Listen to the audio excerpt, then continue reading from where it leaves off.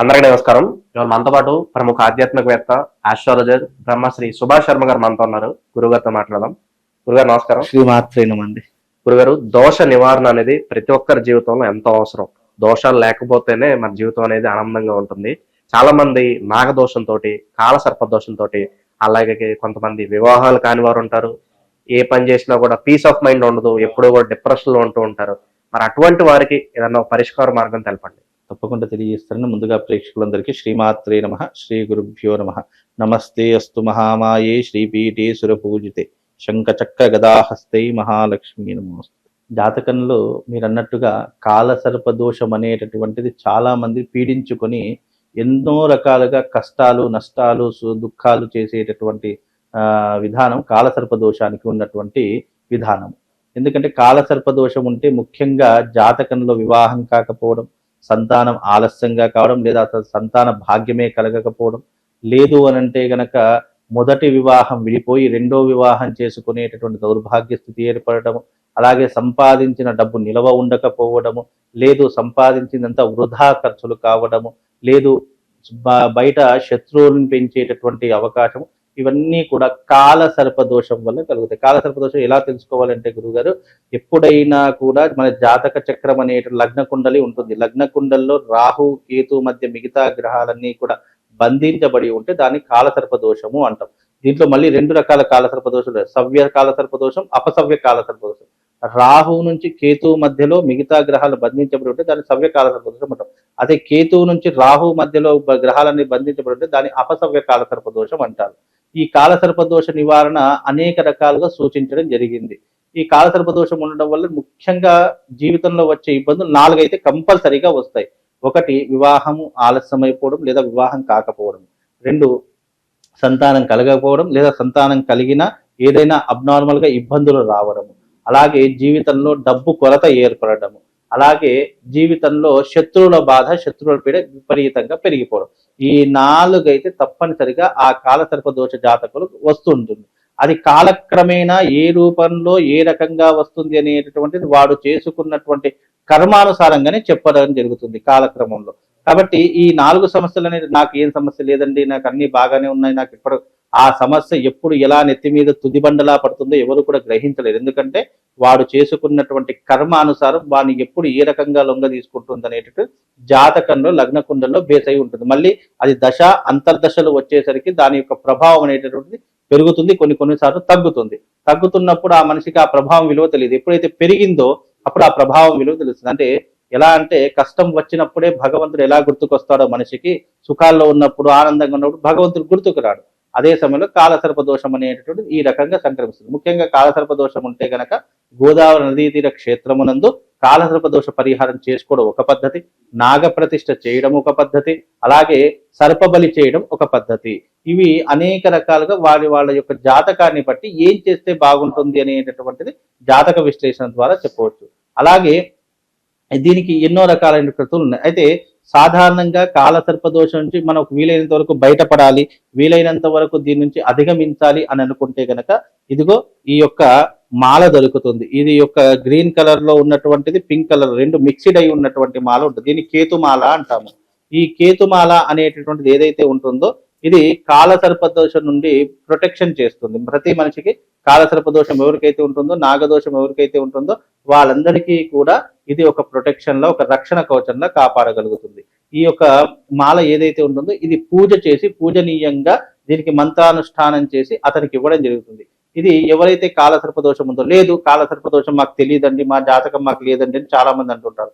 అయితే ఎవరికైతే వివాహం కావట్లేదో, ఎవరికైతే సంతానంలో చాలా రకాల ఇబ్బందులు ఉన్నాయో, లేదా జీవితంలో మనం వృద్ధిలోకి రాలేకపోతున్నాం, అయ్యో ఎంత కష్టపడ్డా గురుగారు నేను వృద్ధిలోకి రాలేకపోతున్నాను, జీవితంలో చాలా కష్టపడతాను, అనేక రకాలైనటువంటి ప్రయత్నాలు చేస్తాను, అయినా నాకు డెవలప్మెంట్ రావట్లేదు, అలాగే నేను జీవితంలో చాలా అప్పుల పాలైపోయానండి, అసలు అప్పులంటే ఏంటో తెలియని నాకు అప్పు అనేటటువంటి ఒక మహమ్మారిలా మారిపోయింది, దాని నుంచి నేను బయట పడలేకపోతున్నాను అని అనుకునేటటువంటి వాళ్ళు ఇదిగో ఈ యొక్క కేతుమాలను ధరించుకోవాలి. ఈ కేతుమాలను ధరించుకోవడం వల్ల ఇలాంటి ఇబ్బందులు ఏవైతే, ఇంకా చాలా రకాల ఇబ్బందులు ఉన్నాయి, కాకపోతే బేసిక్ గా మెయిన్ గా ఈ ప్రాబ్లమ్స్ వస్తాయి. కాబట్టి ఈ ప్రాబ్లమ్స్ నుంచి మనం అధిగమించాలి, బయటపడాలంటే ఈ కేతుమాలను ధరించుకోవడం వల్ల వాళ్ళు ఇలాంటి సమస్యల నుంచి బయటపడేటటువంటి అవకాశం ఎక్కువగా ఉంటుందండి.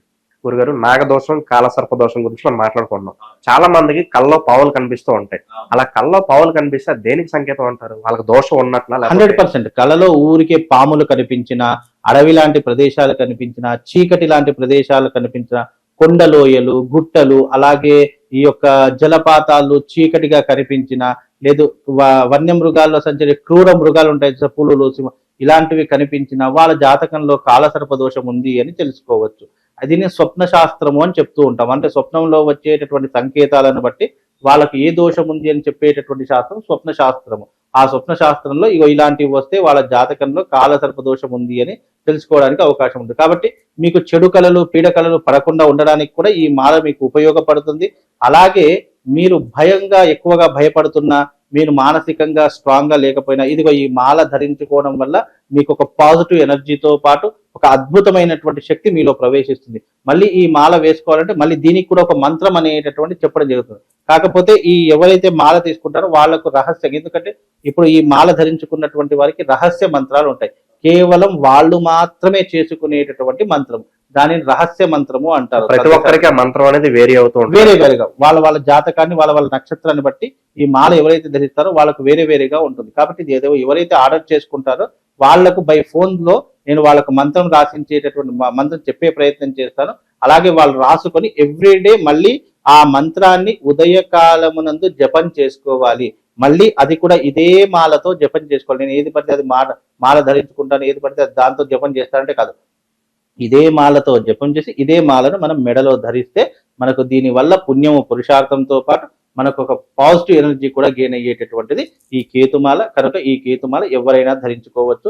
దాని ద్వారా వాళ్ళకు శుభము, లాభము రెండు కూడా కలుగుతాయి. గురుగారు, ఒక్కొక్కసారి మన పూర్వీకులు చేసిన తప్పు ద్వారా కూడా మనకు దోషాలు వస్తూ ఉంటాయి. తెలుసో తెలియకో వాళ్ళ పాములకు హాని కలిగించినా కూడా అలా అప్పుడు కూడా మనకు దోషాలు వస్తాయి. సో మరి అటువంటి వాటికి కూడా ఇది 100% అట్లాంటి వాటికి కూడా ఇప్పుడు ఎగ్జాంపుల్ కూడా చెప్తారండి. మనకు మందు పెట్టారు, ఊరికే మాట వింటున్నాడు, వశీకరణం అయిపోయాడు అని చాలా మంది వాడుతుంటారు కదా.